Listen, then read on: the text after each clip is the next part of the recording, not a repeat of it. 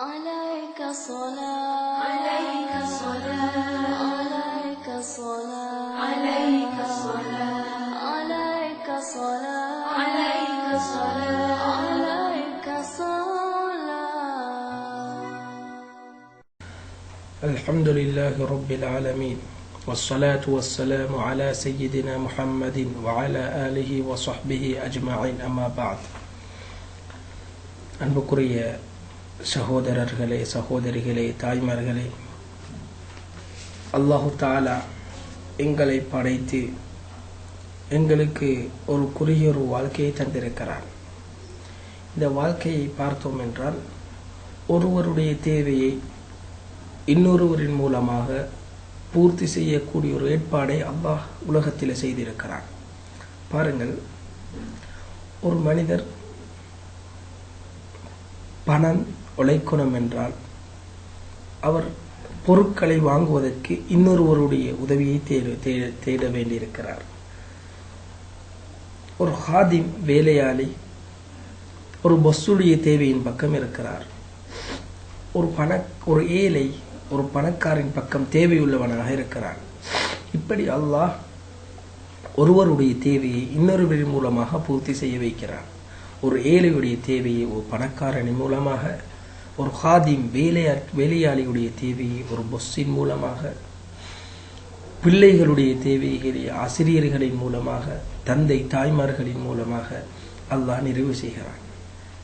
மேலான சகோதர சகோதரிகளே, இப்படியான தேவைகள் இருக்கும் போது இன்னொரு முக்கியமான ஒரு தேவை, ஒரு ஆணுடைய தனது சுய உடம்பில் ஏற்படக்கூடிய ஆசையை தீர்த்து கொள்ளக்கூடிய அந்த தேவையை அல்லாஹ் ஒரு பெண்ணின் மூலமாகவும், ஒரு பெண்ணுடைய உடம்பின் தேவையை ஒரு ஆணின் மூலமாகவும் அல்லாஹ் தீர்த்து கொள்ள ஒரு ஏற்பாடு செய்திருக்கிறான். அதற்குத்தான் இபாதத்தாக அல்லாஹ் இந்த நிக்காஹ ஆக்கி வைத்திருக்கிறான்.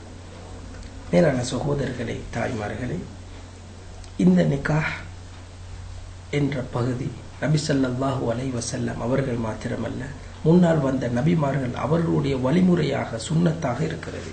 அல்லாஹ் குர்ஆனிலே பேசுகிறான், வலகத் அர்சல்னா ருசுலம் மின் கப்லிக், நான் உங்களுக்கு முன்னால எத்தனையோ தூதர்கள் அனுப்பியிருக்கிறேன். வஜஅல்னா லஹும் அஸ்வாஜன் வ துர்ரிய்யா, அவர்களுக்கு மனைவிமார்களையும் பிள்ளைகளையும் சந்ததிகளையும் கொடுத்திருக்கிறேன் என்று அல்லாஹ் குர்ஆனிலே பேசியிருக்கிறான். மனைவிமார்களை கொடுத்திருக்கிறான்டா, அவர்கள் திருமணம் செய்திருக்கிறார்கள். நபிமார்களுடைய வாழ்க்கை எடுத்து பார்த்தீங்கன்னா திருமணம் செய்திருக்கிறார்கள், நல்ல முறையில் வாழ்ந்திருக்கிறார்கள். அது மாத்திரமல்ல, ஒரு மனிதர் பசி வருகிறது, சாப்பிடாட்டி அவர் சாப்பிடாவிட்டால் அவருடைய உடம்புக்கு ஏதாவது ஒரு எஃபெக்ட் ஏற்படும் என்று இன்றைக்கு வைத்தியர்கள் கூறுகிறார்கள். காலை சாப்பாடு முக்கியமாக பேசுகிறார்கள். ஒரு மனிதனுடைய தேவை பசி என்ற தேவை, வயிற்று பசி என்ற தேவை வரும்போது அவர் சாப்பிடாவிட்டால் கொலஸ்ட்ரால், கேஸ்ட்ரிக் இப்படியான பல பிரச்சனைகள், பல நோய்கள் ஏற்படுகிறது என்று இன்றைய காலத்தில் இருக்கக்கூடிய வைத்தியர்கள் அட்வைஸ் பண்ணுகிறார்கள். அதே மாதிரி உடம்பு ரீதியான ஒரு தேவை, எங்களுக்கு வயது வந்திருக்கிறது, திருமணத்துக்குரிய எல்லா வசதி வாய்ப்புகளும் இருக்கிறது, பணம் இருக்கிறது, உடம்புல சக்தி இருக்கிறது, ஆனால் முடிக்காமல் இருந்தோம் என்றால் உடம்பு ரீதியான பல நோய்கள் ஏற்படும் என்பதையும் வைத்தியர்கள் கூறியிருக்கிறார்கள். மேலான சகோதரர்களே, இதனால தான் நபி ஸல்லல்லாஹு அலைஹி வஸல்லம் அவர்கள் ஹதீஸிலே கூறினார்கள், யா மஅஷர ஷபாப் யா மஅஷர ஷபாப் மன் இஸ்ததாஅ மின்குமுல் பாஅத ஃபல்யதஸவ்வஜ், வாலிபர்களே, உங்களுக்கு சக்தி உள்ளவர்களாக நீங்கள் இருந்தால் திருமணம் செய்து கொள்ளுங்கள். அது உங்களுடைய பார்வையை பாதுகாக்கும். திருமணம் செய்தால் அந்த திருமணத்தின் மூலமாக அல்லாஹ் எங்களை பாவத்துட்டு பாதுகாக்கிறான். ஃபஇன்னஹு அகத்து லில்பஸர், அது எங்களுடைய பார்வையை கீழ்த்தாழ்த்தக்கூடியதாக இருக்கிறது. வ அஹ்ஸனு லில்ஃபர்ஜ், எங்களுடைய மர்மஸ்தானத்தை மிகவும் பாதுகாக்கக்கூடிய ஒரு வழியாகவும் இந்த திருமணம் அமைந்திருக்கிறது. மேலானவர்களே, இன்றைக்கு திருமணம் முடிக்க சக்தியுள்ளவர்கள் திருமணம் முடிக்காமல் இன்றைக்கு எத்தனையோ வீடியோஸ்கள், ஃபோனோகிராஃபிகள் மோசமான விதத்தில் பார்த்து கொண்டிருக்கிறார்கள். தனது ஆசையை அதன் மூலமாக பூர்த்தி செய்து கொண்டிருக்கிறார்கள். ஒன்று, அவருடைய பகுதியில் பாவம் சேர்க்கப்பட்டு அவருடைய பாவங்கள் கூடிக்கொண்டே போகின்றன. இன்னொரு பகுதி அவருடைய உடம்பு வீக்காகி கொண்டு போகின்றன. நிக்காஹ் என்பது ஒரு இபாதத். அது வயது வந்தால், வசதி இருந்தால், அதுக்கு தேவை ஏற்பட்டால் உடனே செய்து கொள்வது மிகவும் கட்டாயமான ஒரு காரியமாக இருக்கிறது. சிலருக்கு நிக்காஹை கட்டாயம் என்று உலமாக்கள் பேசியிருக்கிறார்கள், சிலருக்கு சுன்னத் என்று பேசியிருக்கிறார்கள், சிலருக்கு வெறுக்கப்பட்டது என்று பேசியிருக்கிறார்கள், இன்னும் சிலருக்கு ஹராம் என்று பேசியிருக்கிறார்கள்.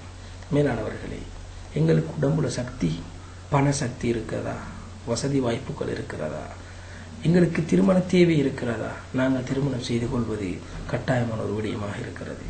அது மாத்திரமல்ல, ஒரு ஹதீஸிலே நபி ஸல்லல்லாஹு அலைஹி வஸல்லம் கூறினார்கள், ஷிராருக்கும் உஸ்ஸாபுக்கும் வ அர்தலு மௌதாக்கும் உஸ்ஸாபுக்கும். உங்களில் மிகவும் கெட்டவர் யாரு தெரியுமா? திருமணம் முடிக்காமல் இருப்பவன், காலத்தை கழிப்பவன். திருமணம் முடிக்காமல் ஒரு மனிதர் உலகத்தில் வாழ்றார். அதே மாதிரி ஸல்லல்லாஹு அலைஹி வஸல்லம் கூறினார்கள், உங்களில் மௌத்தாகிறவரில் மிகவும் கெட்டவர் யாரு தெரியுமா? திருமணம் முடிக்காமல் அதே நிலையில் மௌத்தாகிறவர் என்று கூறினார்கள். இந்த ஹதீஸ்களினூடாக நபி ஸல்லல்லாஹு அலைஹி வஸல்லம் தெளிவுபடுத்துவது, எங்களை தூண்டுவது, திருமணம் முடிங்க, பாவத்துட்டு பாதுகாக்கப்படுவீங்க என்று ஹதீஸிலே நபி ஸல்லல்லாஹு அலைஹி வஸல்லம் எங்களை தூண்டியிருக்கிறார்கள். மேலான அன்புக்குரிய சகோதரர்களே, சகோதரிகளே, திருமணத்தின் மூலமாக நிறைய பிரயோசனங்களை அல்லாஹ் வைத்திருக்கிறான். ஒன்று, எங்களுடைய உடம்புல ஆரோக்கியம் கிடைக்கிறது. இரண்டாவது, பாவத்தை விட்டு நாங்கள் பாதுகாக்கப்படுகிறோம். மூணாவது, திருமணத்தின் மூலமாக அல்லாஹ் எங்களுக்கு நன்மையை கொடுத்து கொண்டே இருக்கிறார். ஒரு ஆண் பெண் தனது ஆசைகளை ஹலாலான விதத்தில் பூர்த்தி செய்வதும் சதக்காவாக இருக்கிறது. அது மாத்திரமல்ல, திருமணம் செய்ததுக்கு பின்னால் மனைவிக்கு என்ற ஒரு நஃபகா, செலவு கடமையாக இருக்கிறது. செலவு செய்கிறோமா, அதுவும் சதக்கால் அல்லாஹ் சேர்த்திருக்கிறான். அது மாத்திரமல்ல, மனைவியோட அன்பாக பேசுவது, கதைப்பது, இவைகளையும் அல்லாஹ் நன்மைக்குரிய காரியமாக ஆக்கி வைத்திருக்கிறான். இன்னும் எத்தனையோ இருக்கின்றன. அதில் அடுத்த காரியமாக எங்களுடைய குடும்ப உறவு பெருகிக் கொண்டே போகின்றன. அதிகமானவர்கள் எங்களோடு இணைகிறார்கள். குடும்பம் என்பது பெரியொரு கட்டமாக, பெரியொரு வட்டமாக பெரிதாகி கொண்டே செல்கின்றது. இந்த நிக்காஹின் மூலமாக திருமணம் செய்யும் போது பலர்களுடைய துஆக்கள் எங்களுக்கு கிடைக்கின்றன. அன்புக்குரிய அல்லாஹ்வின் நல்லடியார்களே, இந்த திருமணத்தை நபி ஸல்லல்லாஹு அலைஹி வஸல்லம் கூறினார்கள், ஒரு பெண் 4 விடயங்களுக்காக திருமணம் செய்யப்படுவாள். அவருடைய பணத்துக்காக, அழகுக்காக, வம்சத்துக்காக, தீனுக்காக. அதனால் நீங்கள் தீனுள்ள பெண்ணை தேர்ந்தெடுத்து கொள்ளுங்கள், வெற்றி பெறுவீர்கள் என்று ஸல்லல்லாஹு அலைஹி வஸல்லம் கூறினார்கள். இந்த ஹதீஸில் நாங்கள் எடுக்க வேண்டிய படிப்பினை என்னவென்றால், தீன் உள்ள பெண்ணை முதலாவதாக பார்க்க வேண்டும். இந்த 4 குவாலிட்டியும் இருக்கிறது ஒரு பெண்கிட்ட. தீனை முற்படுத்துவோம். தீனோட அழகான பெண்ணா, தீனோட பணம் இருக்கிறதா, தீனோட வம்சம் இருக்கிறதா, நல்ல வம்சமா என்பதை பார்த்து நாங்கள் திருமணம் செய்வோம். மேலானவர்களே, சிலர்களை பார்த்தோம் என்றால் பணத்துக்காக முடிக்கிறார்கள். 1 வருடம் 2 வருடம் செல்லல்ல டிவோர்ஸ் ஆகி போயிட்டு விடுகிறது. ஏன்? நீயத்து பில, அழகுக்காக முடிச்சது. அதே மாதிரி வம்சம் நல்ல குவாலிட்டி, ஹை ஃபெமிலியாக இருக்கிறார்கள், அதற்காக வேண்டி முடிக்கிறார், நீயத்து பில. அது மாத்திரமல்ல, பணத்துக்காக, அழகுக்காக மாத்திரம் முடித்தால் தீன் இல்லாமல் இவருடைய வாழ்க்கை மோசமான நிலைக்கு செல்லுகிறது. இன்றைக்கு எத்தனையோ பேருடைய வாழ்க்கையை பார்க்கிறோம். அதனால் தீன் உள்ள பெண்ணை முடித்தோம் என்றால், பணம் இருந்தால் இருந்து இல்லாமல் போனாலும் பிரச்சனையே வராது.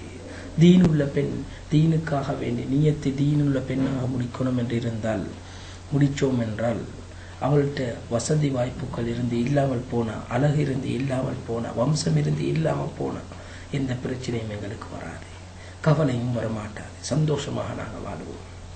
அன்புக்குரிய அல்லாஹ்வின் நல்லடியார்களே, ஒரு மனிதர் திருமணம் செய்யும் போது நியத்து வைத்துக் கொள்ள வேண்டும், நான் அல்லாஹுக்காக வேண்டி திருமணம் செய்கிறேன், என்னைய பாவத்திலிருந்து பாதுகாப்பதற்காக வேண்டி நபியுடைய இந்த சுன்னத்தான இந்த காரியத்தை நான் என்னை பத்தினித்தனமான ஒரு மனிதனாக ஆக்குவதற்காக வேண்டி திருமணம் செய்கிறேன் என்ற நியத்தை ஒவ்வொருத்தரும் வைத்துக் கொள்ள வேண்டும். ஏண்டா அல்லாஹ் தலாதத்துன் ஹக்குன் அலல்லாஹி அவ்னுஹு, 3 பேருக்கு அல்லாஹ் தான் உதவி செய்வது, கடமையாக இருக்கிறது.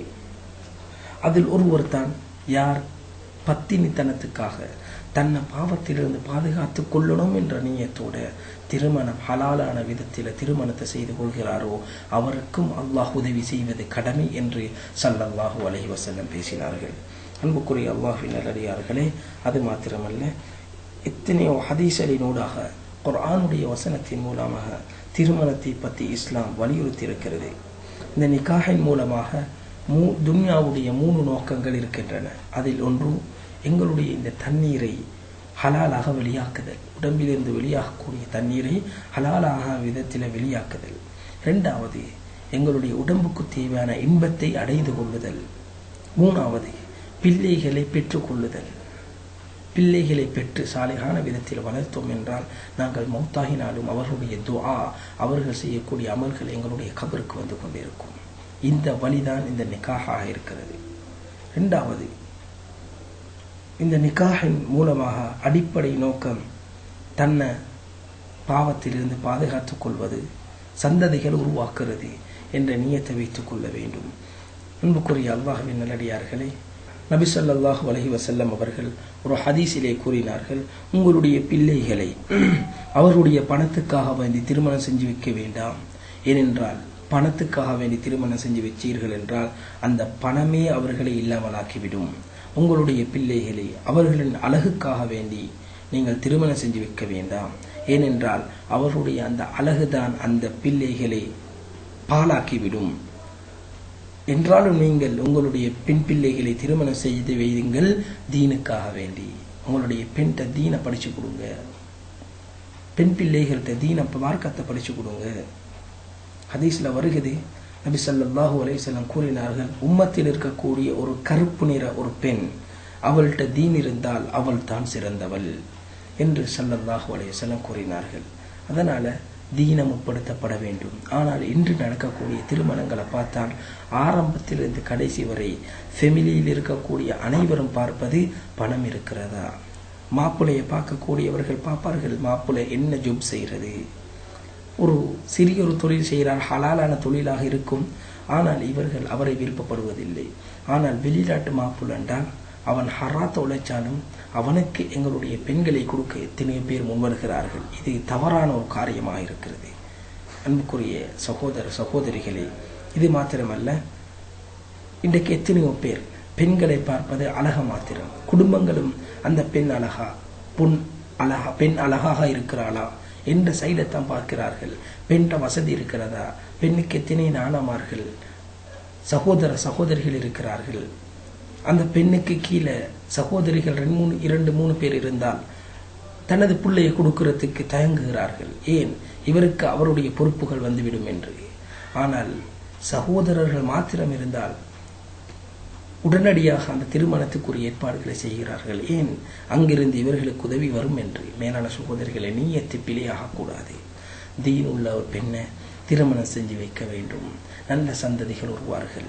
இஸ்மாயில் அலைஹிஸ்ஸலாம் தீன் உள்ள ஒரு மனிதர், அவருக்கு அங்கே அவருடைய வைஃபும் தீன் உள்ள பெண்ணாக இருந்தால் கிடைச்ச பிள்ளைகளை பாருங்க.